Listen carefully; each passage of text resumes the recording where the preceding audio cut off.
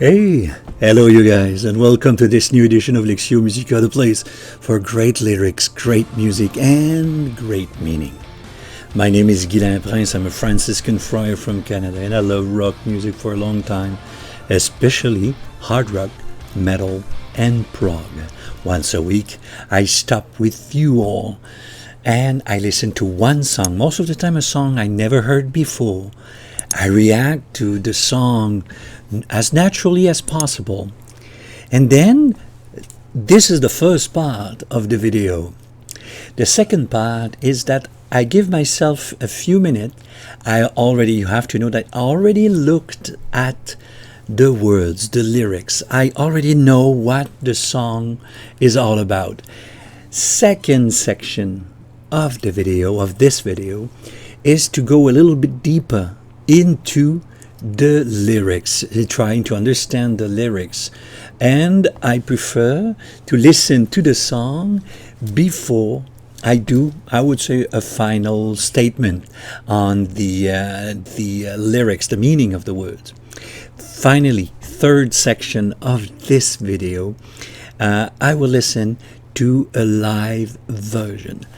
As always, my first ear is for the studio recording with lyrics.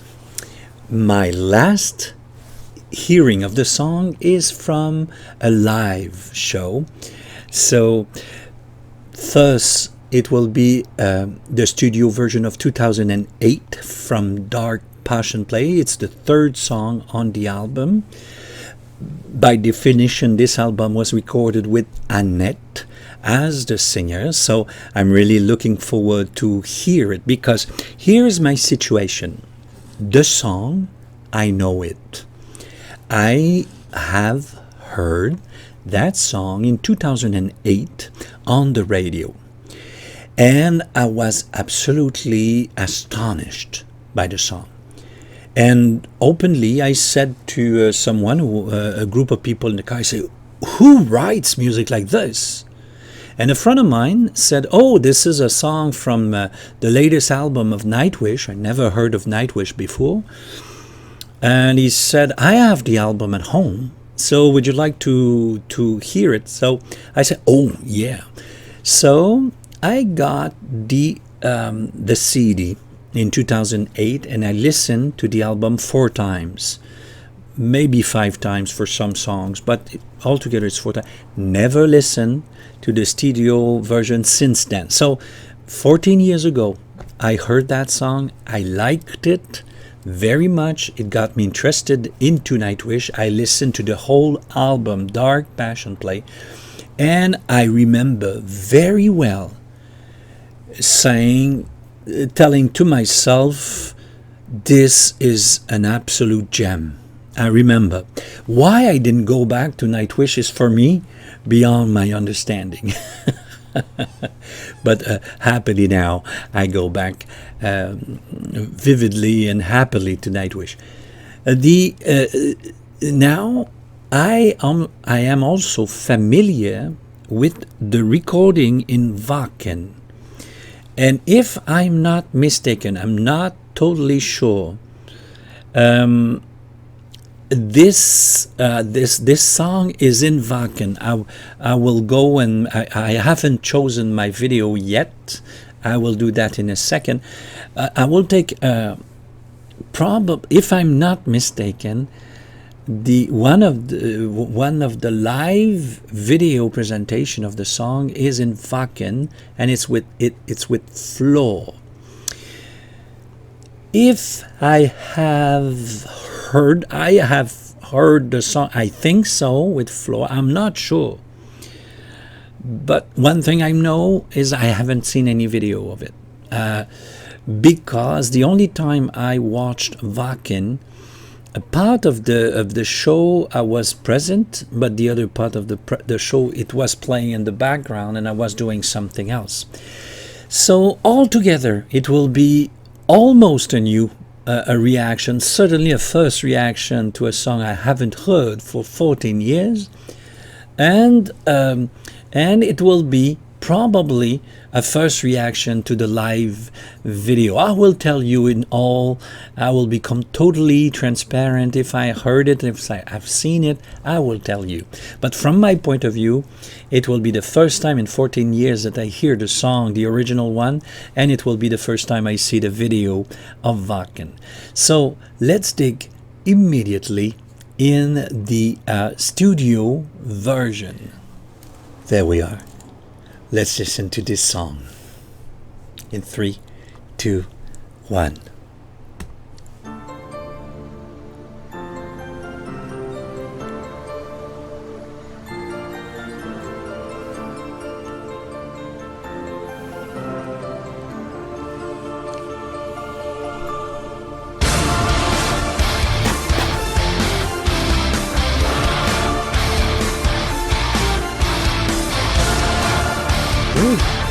Very different song.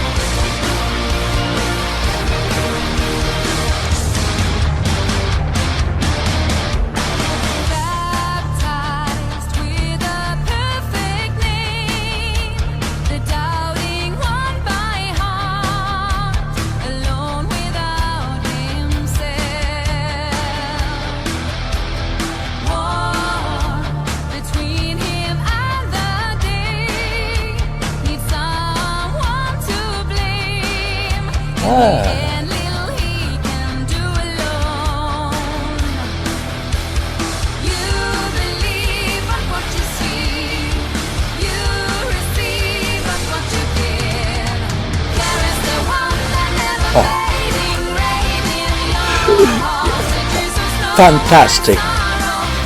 Fantastic. Oh, this riff is exceptional.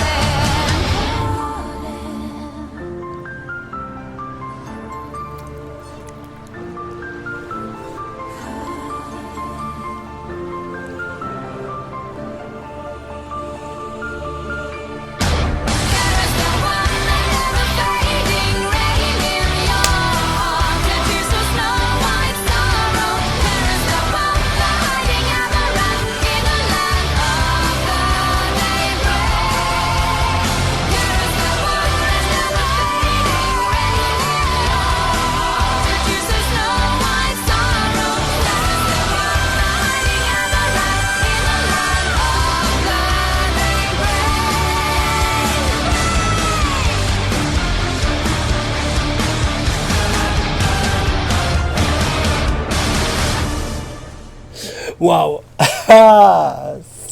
What beautiful memories is that? Oh my lord. Oh my lord, it's great. Okay, 2, 3 things. This song is Yuka at his best. The drumming of the chorus, the we are feeling completely moved, completely transported by his drumming. And it's not a metal beat.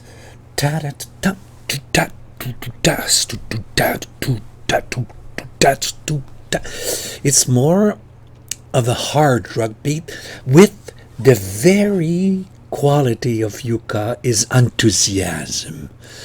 It's it's so incredibly punchy, and it sends us an electrical current of life. This is what I love about yucca. There is life. I don't know how he is in his everyday life. I'm talking about the drummer here. He seems to be to bite in life by the way he drums. His enthusiasm. He communicates so much. This is yucca at his best. And to the point that I had to listen to Marco on this one because I couldn't hear it. The guitar tone. And this is a guitar tone from Ampu that, if I remember well, is only on once. This is a slightly different tone that he uses normally. Is very recognizable, and in the shows he comes back with that tone. He doesn't keep the pedal effects of once, at least the shows I've seen. So this is a pedal that we've heard in once and that we don't hear that often. In fact, there are two guitars, or at least he splits the sound in two. That's possible as well, but it seems to me two guitars. There are slight differences. The keyboards, we generally speaking hear Thomas playing solo parts and or playing orchestral parts. Here's a pa pa pa pa pa pa. He has a more retired role in that song, but it brings a very edgy, punchy keyboard, very, very energetic, the same level almost as the guitar. If there are one or two parts where he is in a string-like keyboard.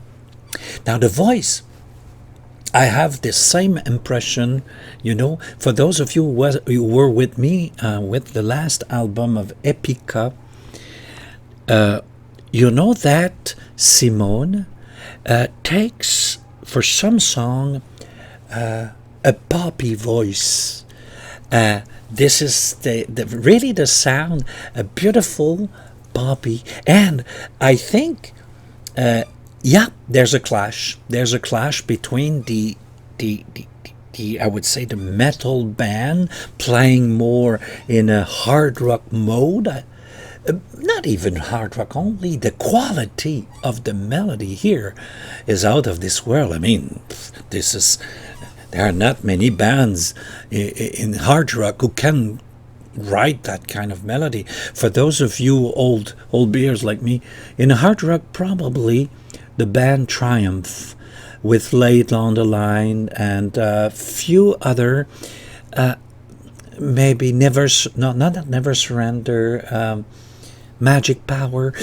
There is something of a hard, powerful sound on which you build an absolutely gorgeous melody. This is extraordinary, fantastico.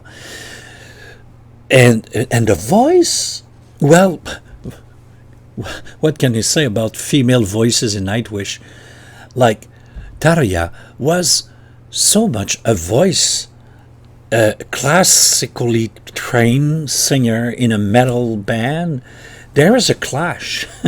Here again, I would say a light pop voice, precise, a lot of energy, in a metal band. I would say that's a clash, all right. I did remember. I did remember from the 2008. It didn't strike me at the time as. I think I didn't know it was metal. I think it was. It was simply on a Chaume FM in Montreal. Chaume is the classic rock station in Montreal. It was on Chaume. I remember so well because the they have that kind of voice. And this is Chaume FM. And I remember very well the atmosphere. Oh, this was great. This was great. I loved it, every minute of it. The energy, the feel good impression that the blend of music and the rhythm section and the melody, everything is very, not only it has energy, it's energetic, it induces energy in us. Okay, let's go and dig in the lyrics. I'm really looking forward to see that. Okay, there we are. This is the 16th video of this series of 24 songs, and before that we had the new album Human Nature that you might want to look at it. So last week we did The Poet and the Pendulum, and don't forget, this video has 3 parts. My reaction to the studio version with lyrics. This is the analysis of the song. Don't forget that you have the live version at the end, and it will be the one in Wacken because I found the video. Okay, so please proceed to the section you like. If you like the reaction only, just go there. If you like the analysis only, go to the portion of the video with that kind of screen. And you already know how to find my reaction to the live version. See you. So for those of you who wants to look at the analysis, let's go deeper into them. Just a small note. I react. I like. I don't like. I say it as it is. I don't play games. If I like a song, I like a recording, I will say I like it. I don't care who sings. I don't care. I have not been a Nightwish fan for ages. I discovered Nightwish with Floor. I love her, absolutely. But I discovered afterwards, going backwards, the whole repertoire with Tarja, and I love Tarja. Okay? I really do love Tarja. And don't try to convince me otherwise. Some songs, I think they are the best song by Tarja. That doesn't mean that Floor doesn't sing it well. I prefer Tarja. But I will say it, and after the analysis, I'll give you my honest opinion. So, of course, you can say you disagree, but I want to see why, and what is your point of view. Give argument, just don't say just, I don't agree with you, and you go. Tell me why. The importance of that channel is dialogue. I want to read you down here. You know that I answer to every single person. So if you want me to read it, I will. So, yeah, don't forget you can subscribe. This is something from the album Dark Passion. Plays the 3rd song after the first that we saw, The Poet and the Pendulum, and the 2nd song that was considered by some people quite harsh, Bye Bye Beautiful. We have this song here.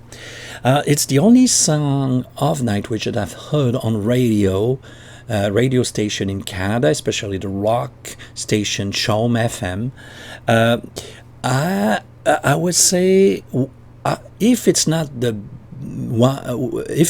the biggest commercial success of Nightwish, it's probably one of the biggest, because just in terms of views of that song on YouTube, for example, 110 millions for metal. This is absolute astonishing numbers. This is astonishing.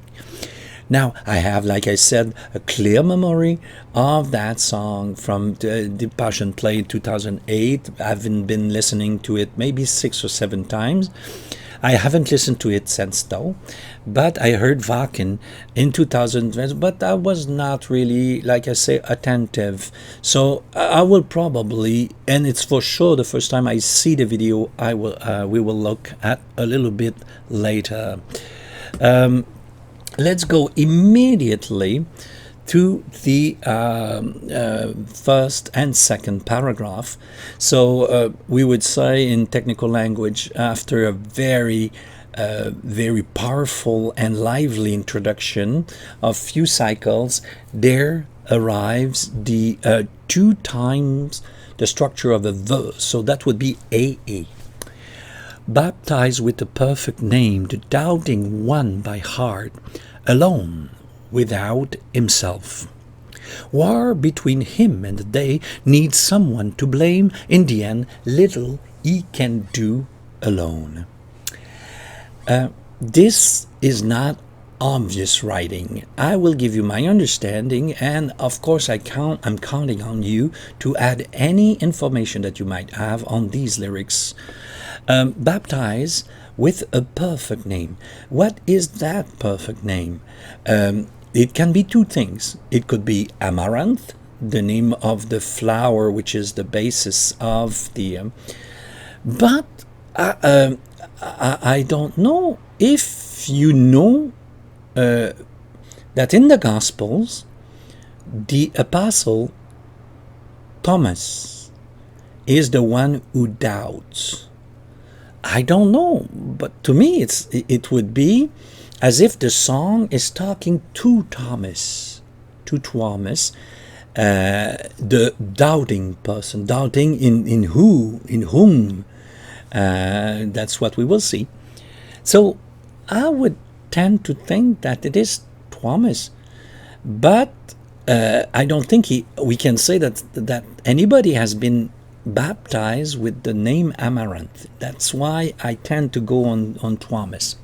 The doubting one by heart, the one who doubts, alone without himself. So that means that he lives without himself, away from himself. That's an interesting word, an interesting sentence. As if he's far from himself, or far from his true self. I'll let you think what you think of that. War between him and the day. War between him and the day. Having difficulty to get up, especially in a period where we don't feel very good. Having difficulty to get up in the morning. That would make sense. Need somebody to blame.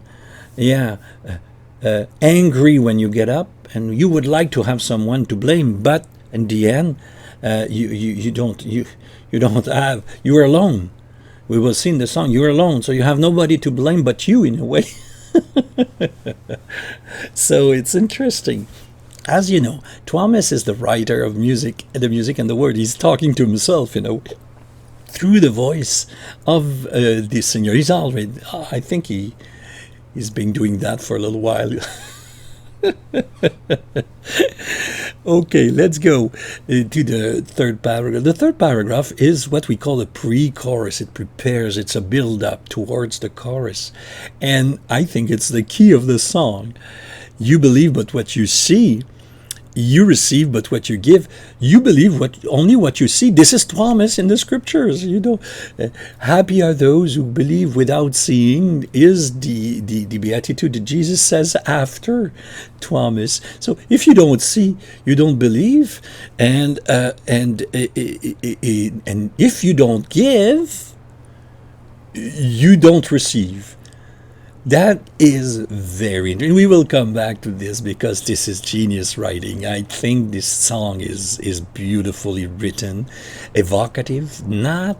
in the past, I think Thomas was a little bit, I would say, explicit on what was happening within himself in some of his songs. Here, he says something, but more discreetly. And I think it shows something of himself, but it's not as obvious as other songs, which were quite raw in a way. Let's go to the chorus now. A very fascinating chorus. Chorus the one, the never fend. Let's do that again. Chorus the one, the never fading rain in your heart, the tears of snow white sorrow. Chorus the one, the hiding amaranth in a land of the daybreak. I wonder if the true self is not deeply hidden within himself, within the character here, and the gem, the beautiful flower of what he is truly, is hidden so deep. So take care of him. As if the singer is telling him, take care of yourself, take care of your true self when it's inside of you, you know. The never fading rain in your heart. Now, I wonder if this rain is the tears that do not come out. They are stuck within. The true self is never ending tears, is hidden deep. Carries the one, took care of the one. That would be my, because here the never fading rain is in the heart and not yet in the eye. The tears of snow white sorrow. I don't know if you remember well. I don't remember very well Snow White. Haven't watched that or read that for a long time. If I remember well, under the orders of the queen, she was her mother, but not her mother. It's the second wife of her father, if I remember well. Anyways, she is about to be killed by someone on the order of the queen. And from the moment he's about to kill, Snow White cries, and her tears convince the man not to kill her. So her tears save Snow White. The tears of Snow White's sorrow, the sorrow that is in your heart, has to come out in a way so that you are saved, so that your true self come out of his shell. What do you think of that? That would be my guess on this one. Carries the one, the hiding amaranth would be for me the true you, the real you, the flower within you. We saw that in the other song, the song The Poet and the Pendulum. He says that he hates what he has become, and he now has a heart of stone. Well, maybe the amaranth is the heart of flesh hiding somewhere very deep, and the way for this true self to come out would be through the tears like Snow White. That would be my pick on this. What do you think? Does it make sense to you? Let's go a little bit further now. Apart from the wandering Puck, in this brief flight of time, we reach for the ones who ever there. Here appears a we. It's not I, you, there's a we. Okay? And there's a wandering Puck. What is a wandering Puck? Snow White was alone in a forest, and she took refuge happily with the 7 dwarfs, if I remember well my story. I'm not sure, but I think it's, I'm not sure anymore. Anyway, but wolves are in the forest. So I would say that the fragile self can be exposed to menace from the outside, and it's not the first time that Thomas writes about either those wolves, the greedy ones in human nature. Remember the greedy ones? Those probably feasting on his art and maybe on his suffering itself. So apart from the wandering part, in this brief flight of time. What is the brief flight of time? I have a suggestion for you. What if the brief flight of time is the poem itself or the song itself? So even if there are wolves around us, in this time we perform this song, and in a way you expose yourself through that song, in a way, we reach, who would be the we? Because au début, at the beginning it was you and I, so that would be minimum 2 persons. We could reach to the one who dares. So the wolf pack are the one who don't care. They don't care, and they don't want to. But the one who cares, the one who dare what? I would say, dare to be true. Dare to listen to the true persons. Even if they are wolves, that doesn't mean that we cannot communicate with the real ones who are at our shows, who are around us through radio and liking the song and communicating with us. Don't let the wolves extinguish the fire. Let the fire come out. Let the tears come out. Does that make sense to you? Anyway, help me to understand if I misunderstood that part. You already know the pre-chorus. You already know the chorus itself. So let's go directly to the bridge. That's the paragraph number 8. So, reaching, searching for something untouched. Hearing voices of the never-fading calling. Reaching, searching. I think let's together reach. Let's together search. It can be only the you and I, but it could be also other people who cares. Okay, other people who dare to look, to expose themselves in a way, but then we begin a true communication of true being. That would be my take on this one. Something untouched. I think this idea of caress the one would be to touch, to take care of the one. So something untouched would be then the true self that we barely let go, that we barely give space to, or simply to take care of. Hearing voices of never fading calling. I think that the never fading calling, of course, answers to the never fading of the chorus. We will see it in a way, which is the amaranth, the never fading flower. We will talk about that. The fact that even dead the flower keeps the color, and the fact that the colors are always beautiful, whatever are the circumstances, and it grows in the most difficult areas of the world. Well. The calling, the searching, the reaching, the searching for the true self to come out, that would be my pick on this one. What do you think?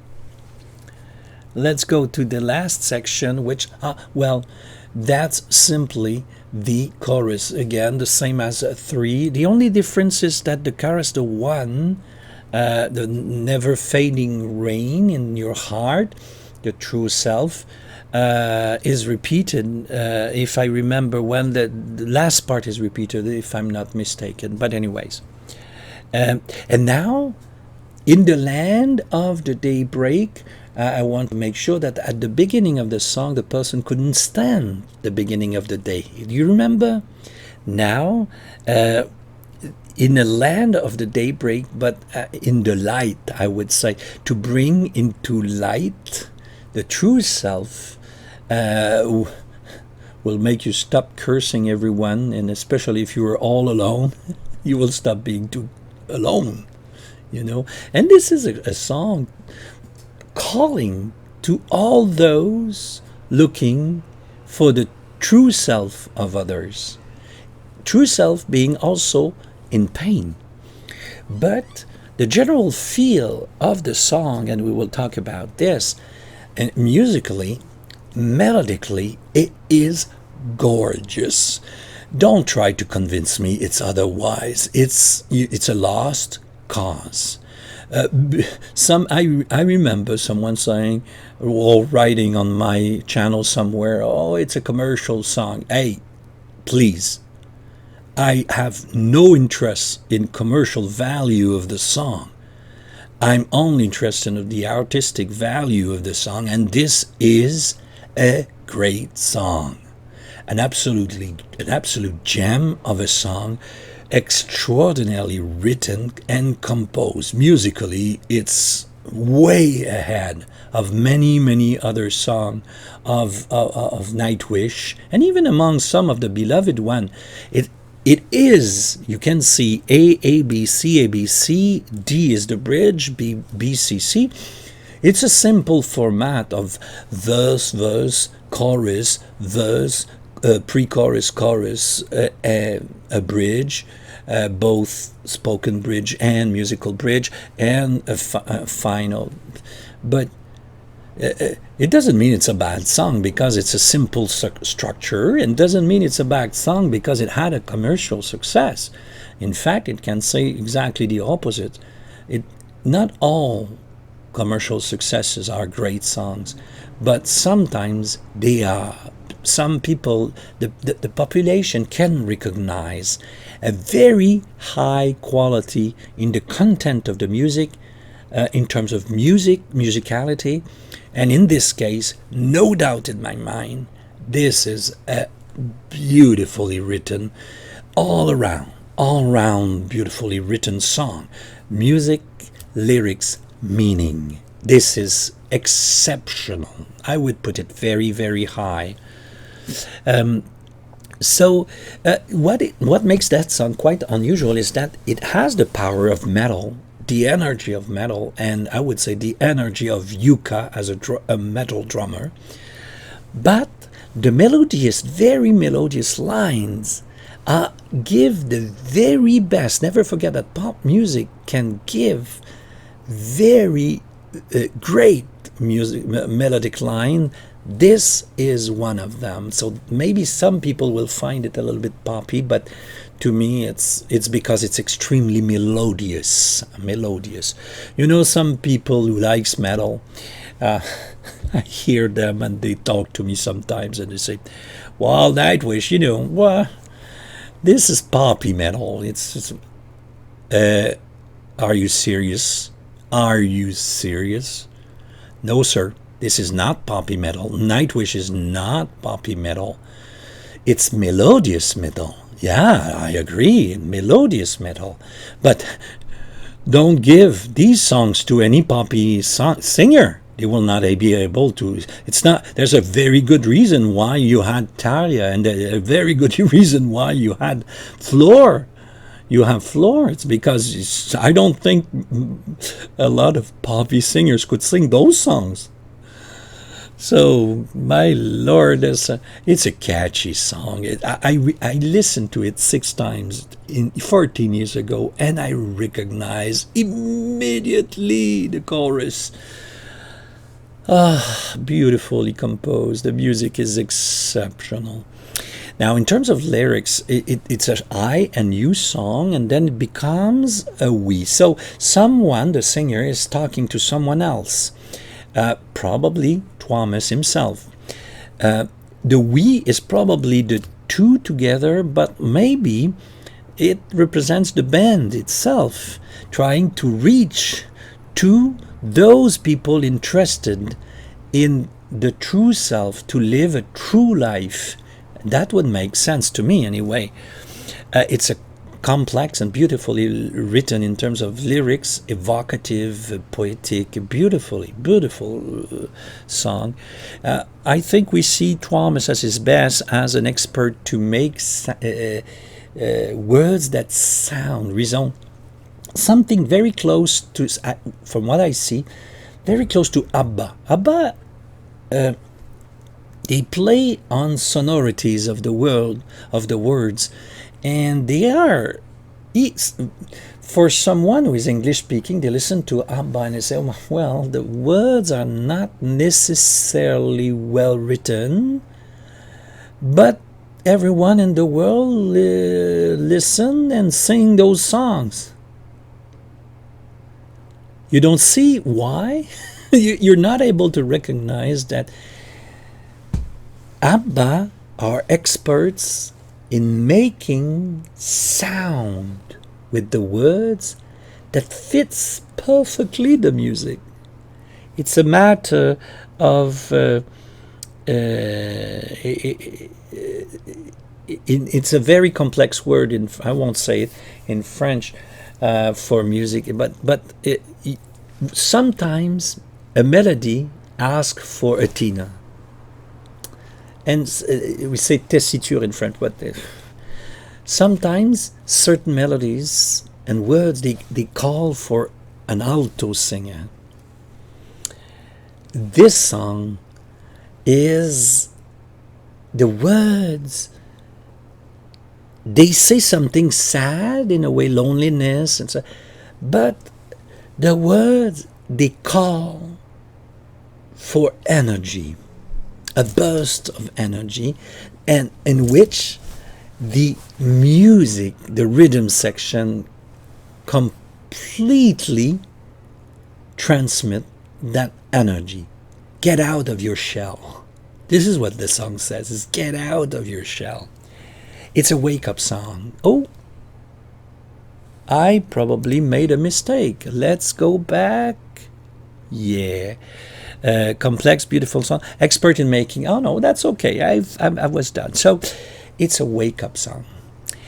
It's addressed to one person. It enlarges at some time the spectrum a little bit larger by reaching out to other people who are looking for real relations or true selves being expressed. But it's a wake-up call to someone who tends to be alone and not let the everlasting, never ending rain from within to come out. Get out of your shelf. Get out of your shelf. Let the heart of flesh breathe again. Okay, that would be. So the long-lasting and or persistent loneliness is both a physical isolation, but also a relational isolation.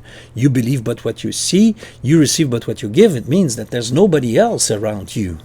Okay, so, and then there is this word, caress the one, the true self, the true one. Take care of that sorrow, painful self hidden somewhere in your heart.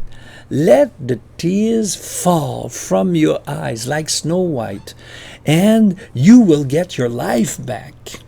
And the never fading rain equals the hiding amaranth, a plant actually growing in a very difficult spot with very little light, and the water does not come out, so the flower grows in the worst condition.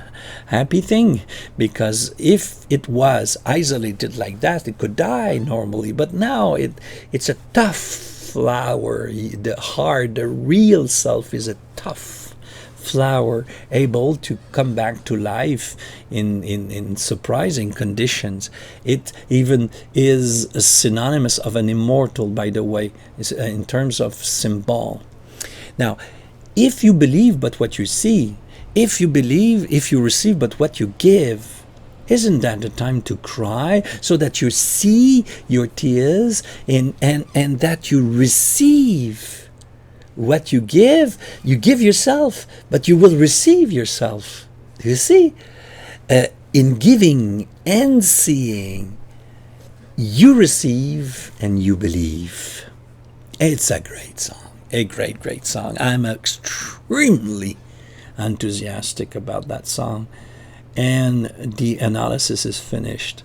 I hope you liked it. I loved it. I remember it was a great song, but I didn't remember that the words were so complicated.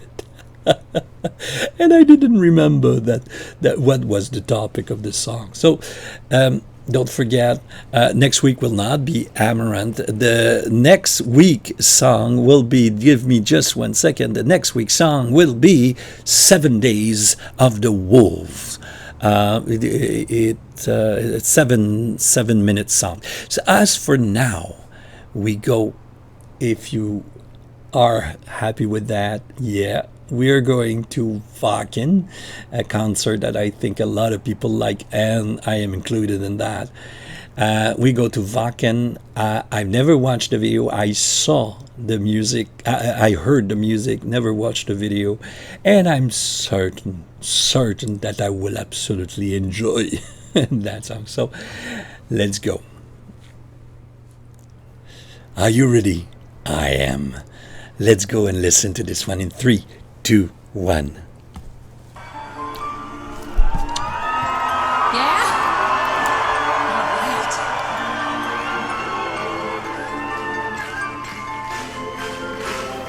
Ah ouais.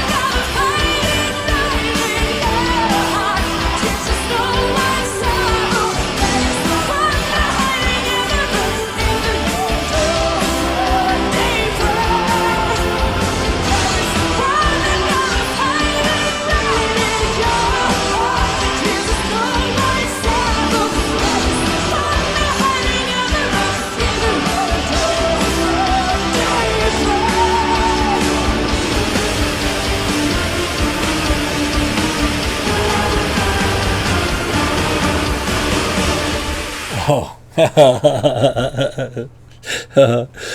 Oh, that's incredible. There will be few elements that will maybe you won't like my reaction on some of little things, but globally, I find this extraordinary. First of all, I don't know where is that song in the what we call the set list of the band. There is a little jump, a small little jump that we see Yuka having in other songs that he doesn't have here. He is more tired. The song itself is absolutely great. There is a jump in the song, but what makes Yuka so exceptional in this show, he was at this point a little bit tired. Okay, the joy, the body language of Thomas is really nice to see. It's wonderful. Love to hear Marco again. You know how much I love Marco, both the bassman and the vocalist are wonderful. Like I said, now our friend Empu comes back to his normal sound. So I find it, I recognize, it's a recognizable sound of him. Two things. Flor is not only a singer here, she's a performer, she's a crowd pleaser, and the crowd answers. And you can do that only with the very best known song. If you have 80,000 people and then only 5,000 people know a song, you cannot do that. It has to. So maybe half the crowd is there for that song, and they can answer to Flor on this one. So, and she's a great entertainer. Did you notice that it's the first time I see Flor adopting the tone of another singer of Nightwish? She almost never does that with Tarja. And now the way she sings, it's the same vocal posture than Annette. The only difference is that she has a much larger larynx, and even if she has the same posture, the harmonics of a voice are wider. Annette has a narrower set of harmonics. And this says simply the richness of the voice of Flor. But it's kind of funny because there's a little element of imitation here for the first time I noticed anyway. She does a great job in singing it, and a lot of energy in her way of doing it. It's a wonderful song from a wonderful one of the very best concert to my taste. Wacken is I love this CD. I love it. That's it for this week. Next week, I said 7 Days to the Wolf, I think. I will see and look at it again, my list. Yes, 7 Days of the Wolves next week. You've been wanting me to react to that song for a long time. Now, don't forget, you can subscribe to that channel, to this channel, so that you'll be notified if there's a new video coming out next week. I wait for you, 1:30 Eastern Standard Time in North America, somewhere like 7:30 in Europe, Western Europe.